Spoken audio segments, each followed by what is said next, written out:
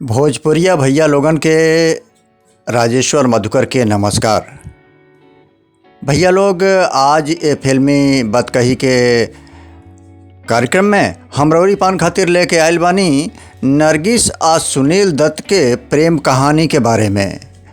आज वही बारे में चर्चा करब, लेकिन ओकरी पहले एगो निवेदन कि अगर आज ले रउरी पान हमार चैनल सब्सक्राइब नहीं जा कैले तो सब्सक्राइब करी, लाइक करी या कमेंट करी, जौने वजह से रउरी पान के सलाह के हम स्वीकार करत अपने कार्यक्रम में और वृद्धि करी, ताकि कार्यक्रम ज़्यादा से ज़्यादा मनोरंजन पूर्ण हो सके। बस यही उद्देश्य से रउरी पान से निवेदन बा कि हमार चैनल सब्सक्राइब करी। तो चलिए शुरू करत बानी हम ये कार्यक्रम। ये बात वो समय के है जब सुनील दत्त रेडियो सिलोन में रेडियो जाकी के काम करत रहलें। रेडियो सिलोन से उनके असाइन कल गई कि जाके नरगिस के इंटरव्यू लें। उस समय नरगिस बहुत बढ़न हीरोइन हुआ करती थी। यही वजह से रेडियो सिलोन उनसे कहलस कि जाके इनके इंटरव्यू ले। सुनील दत्त मुंबई अइलें इंटरव्यू लेवे खातिर, लेकिन इनकी सामने जैसे बैठलें इंटरव्यू लेवे खातिर इनके बोलती बंद हो गई और कुछ पूछिए नहीं पौलें, ना कोनो सवाल कैलें, ना सवाल नहीं कैलें तो जवाब कहाँ से मिली। तो चुपचाप बैठा रहने, बस देखते रह गए रहें। नतीजा ये भइल कि इनके नौकरी भी गईले के चांस आ गई कि कोनो कामे नहीं कैलें तो इनके नौकरी चल जा। सुनील दत्त और नरगिस से दूसर की मुलाकात बिमल राय के सेट पर भइल। नरगिस बिमल राय से मिले गई रहली और सुनील दत्त अपने काम के तलाश में गई रहने। लेकिन जैसे ही नरगिस के नज़र सुनील दत्त पर पड़ल, नरगिस के पिछली बात याद आ गई और वो इनके देखत आ मुस्कुरात वो वहाँ से चल गई। एकरी बाद महबूब खान के फिल्म मदर इंडिया में सुनील दत्त के काम मिलल नरगिस के बेटा के रूप में काम कैले के। दोनों जाने वो जो काम एक साथे कैल शुरू कर। अब नरगिस के सामने जब भी सुनील दत्त पड़े तो नया नया रहबे कैले, नर्वस हो जाए। ऐसे टाइम में नरगिस उनके बड़ा संभाल के ये लायक उनके दिल दिमाग के बनौली, जौने वजह से वो खुल के काम कर सकें। वही समय वो घटना भइल मदर इंडिया में एगो सीन के पिक्चराइज करे खातिर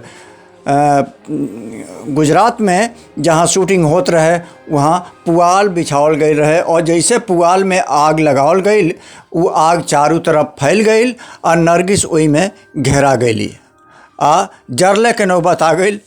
ऐसन में सुनील दत्त अपने जान के बाजी लगा के भीतर घुस गई ने और उनके उठा के कोनो तरह बहरा ले लें। लेकिन सुनील दत्त बहुत बुरी तरह से जल गई लें, इतना जल गई लें कि वो बार बार बेहोश भी होके लगले हैं। ये बात की असर नरगिस के दिल दिमाग पर पड़ल। आगे चल के जब सुनील दत्त के बहन के अचानक तबीयत खराब भइल, उनके बहन बम्बई में कोनो डॉक्टर के नहीं जानत रहली, तो नरगिस बिना सुनील दत्त के बतौले उनके बहन के ले जाके एडमिट करौली और दवा करौली। सुनील दत्त पहले नज़र में नरगिस के दीवाना हो गई रहलें, लेकिन एक घटना के बाद उनके दिलो दिमाग पर नरगिस के प्यार इतना छायल कि वो अपने के रोक नहीं पौलें और एक दिन जाके नरगिस से अपने मोहब्बत के इजहार कर दहलें। और जैसे इजहार कैलें, नरगिस भी ना नुकुर कैले की बजाय तुरंत उनके प्यार के स्वीकार कर लेली और स्वीकार कैले के बाद दोनों जाने जिंदगी भर खातिर एक दूसरे के बन गए। सुनील दत्त नरगिस के बहुत प्यार करत रहने।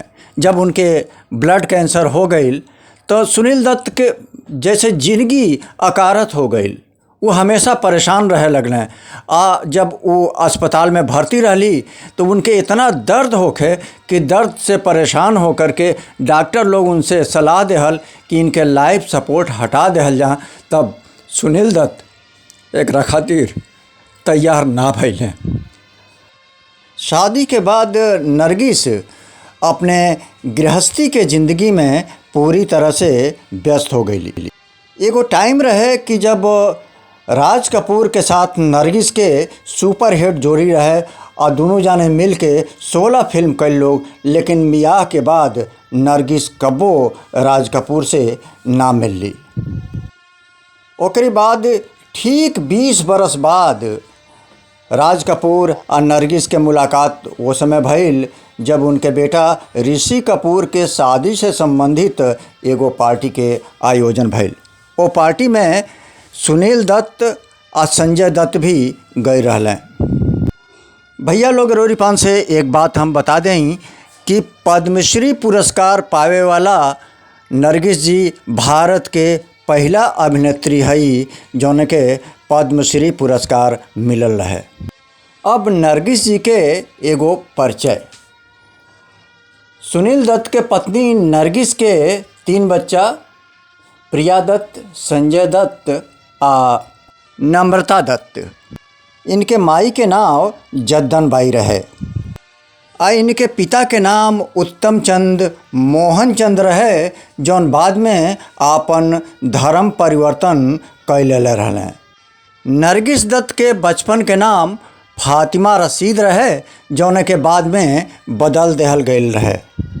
भैया लोग तो ये कुछ खास बात रहल है सुनील दत्त और नरगिस के ज़िंदगी के बारे में और उनके प्रेम प्रसंग के बारे में कि कैसे दोनों लोग एक दूसरे के प्यार कैल, एक दूसरे के हो गए। हम फिर मिलब कोनो नया कलाकार के जीवन के बारे में लेके। तब तक अपने दोस्त राजेश्वर मधुकर के आज्ञा दें। नमस्कार। अब भैया लोग हमारे ये चैनल के ज़रूर सब्सक्राइब करें, यह निवेदन बा।